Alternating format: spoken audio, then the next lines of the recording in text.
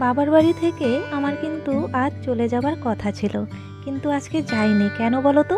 এই প্রোগ্রামটি তোমাদের দেখাবো বলে। আমারও দেখার ইচ্ছে খুব, কারণ আজ এখানকার মূল আকর্ষণ হলো অনেকজন ইউটিউবার আসবে। তার মধ্যে দুজন হলো এই প্রোগ্রামের মূল আকর্ষণ। সেই দুজনকে চেনে না এমন কেউ নেই। ভারতবর্ষ থেকে বাংলাদেশ অনেক জায়গা থেকে তাদের ভিডিও দেখে, তোমরাও দেখেছো।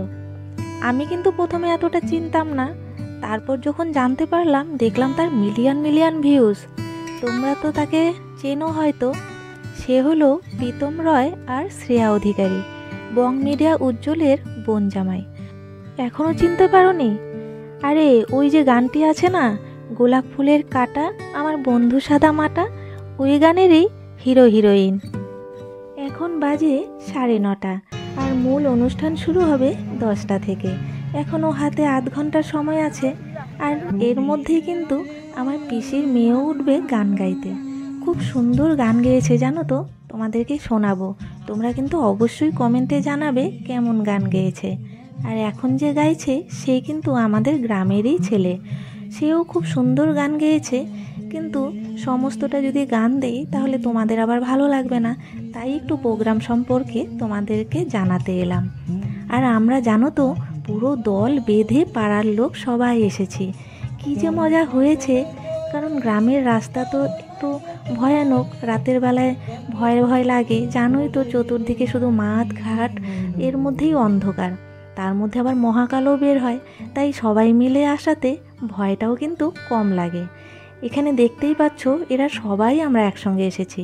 ওই যে আমার বান্ধবীর ছেলে, বান্ধবীর 2 বৌদি, ওর ভাস্তা ভাস্তি, আমার ছোট কাকি, পিসির মেয়ে আর মহুয়া, আর আমার মেয়ে তো আছেই।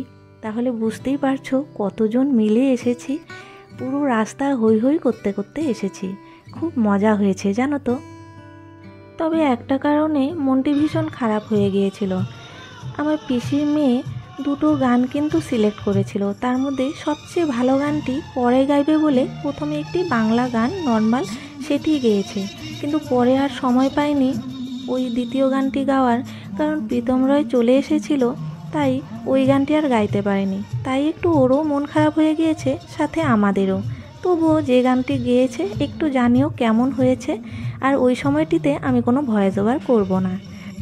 এরই মাঝে তোমাদের একটি খবর শোনাতে চাই, জানি না সেটা তোমাদের ভালো লাগবে না খারাপ। আমি যে কটা ভিডিও শ্যুট করেছি সে কটা ছাড়ার পর তারপর আমি কিন্তু ইউটিউব ছেড়ে দেব। আর আমি এটা চালিয়ে যেতে পারবো না, আর সেই কারণটা এখানে আর বলবো না, কারণ এখানে তো একটা প্রোগ্রাম দেখাচ্ছি।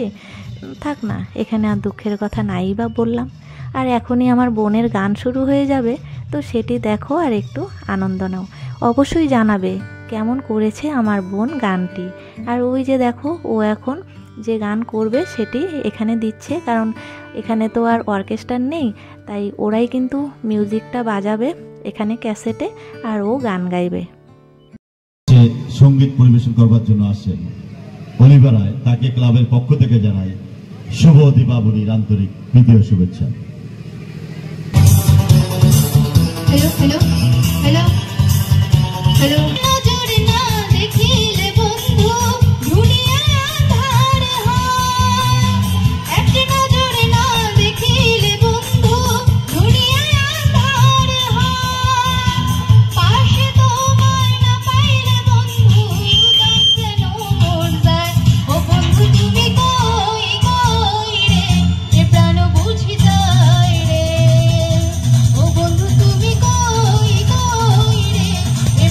বুঝি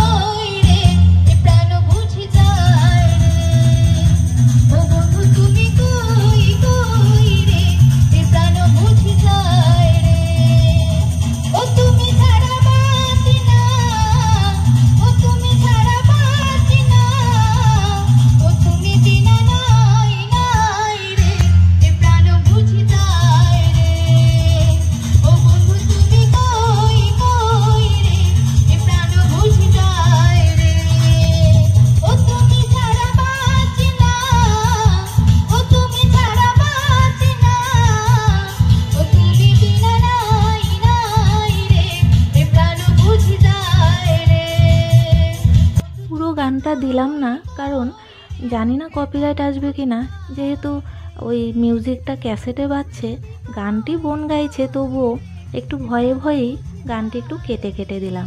এখানে পিসিকে দেখো কেমন টেনশানে রয়েছে। যতই মেয়ে ভালো গান গাক, তবুও স্টেজে উঠলে একটা তো ভয় লাগেই। তবে একটাই মন খারাপ, ওই যে বললাম, ও যে ভালো গানটি রেডি করেছিল সেটি গাইতে পারলো না। এরা কিন্তু গুরুকুল ডান্স একাডেমির স্টুডেন্ট, আর এত সুন্দর নাচে, যদিও তোমাদের দেখাতে পারলাম না, আমরা আসার আগেই কিন্তু ওদের নাচ শেষ হয়ে গিয়েছিল। শ্রেয়া অধিকারী এখন বর্তমানে রায়চেঙ্গাতে রয়েছে, সেও চলে আসছে। তো বন্ধুরা, মঞ্চে ডেকে নিচ্ছি আজকের আমাদের অন্যতম আকর্ষণ র্যাপ সিঙ্গার, যিনি মুহূর্তের মধ্যে যে কোনো বিষয় নিয়ে যখন তখন গান রচনা করতে পারেন, যার ঠোঁটের মধ্যে গান ভাসমান, সেই আমরা গানের রাজা, র্যাপ সঙ্গের রাজা মিস্টার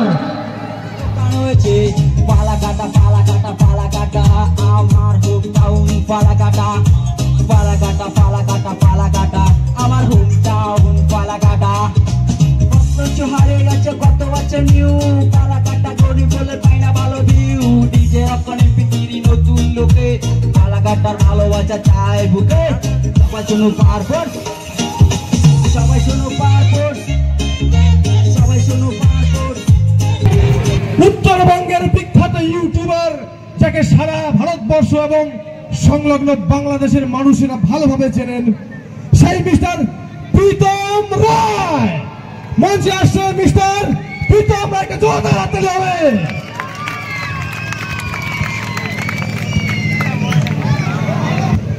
নমস্কার, ধন্যবাদ। ভালো, কেমন আছেন সবাই? যাই হোক, মুই মোর নিজের মাতৃভাষায় কথা কওয়াচ্ছ, খারাপ পাবেন না কাকাই। যেহেতু মুই এই ভাষায় ভিডিও বানাম, এই ভাষায় করার চেষ্টা করিম, একটু মোর সাথে সঙ্গ দিবেন। যাই হোক, ভালো আছেন? দুর্গা পূজা, কালী পূজা কেমন কাটিল? ভালো কাটছে না? যাই হোক, শুভ বিজয়া দশমী এবং শুভ দীপাবলি আর শুভ ভাইফোঁটার শুভেচ্ছা একসঙ্গে।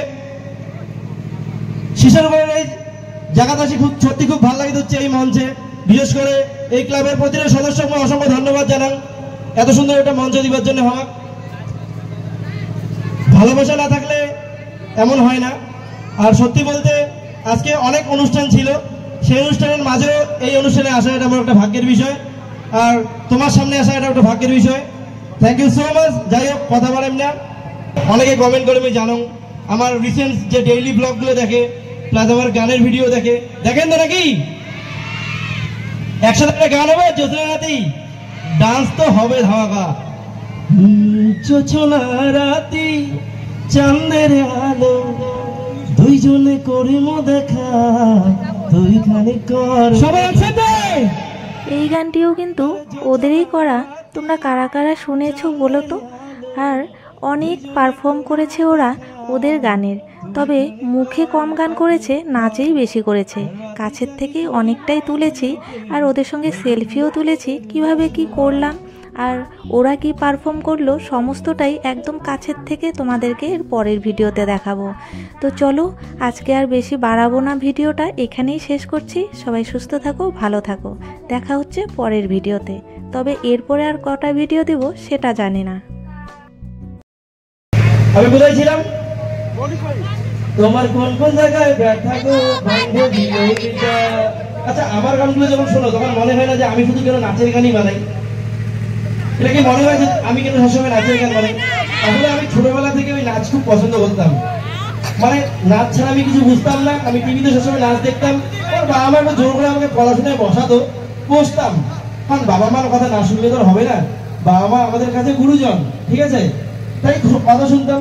কিন্তু আস্তে আস্তে বড় হলাম, তখন আমার বাবা মা আমাকে সাপোর্ট করলো, যা এখন তুই বড় হয়েছিস, এখন তুই নাচ কর, গান কর, যা খুশি তাই কর। তারপর শুরু করলাম। তো তোমরাও কিন্তু বাবা মায়ের কথা শুনে চলবে, ঠিক আছে? আর যাদের যাদের নাচ গান করার ইচ্ছা, অবশ্যই কিন্তু পড়াশোনা করবে, পড়াশোনার সঙ্গে নাচ গান করবে।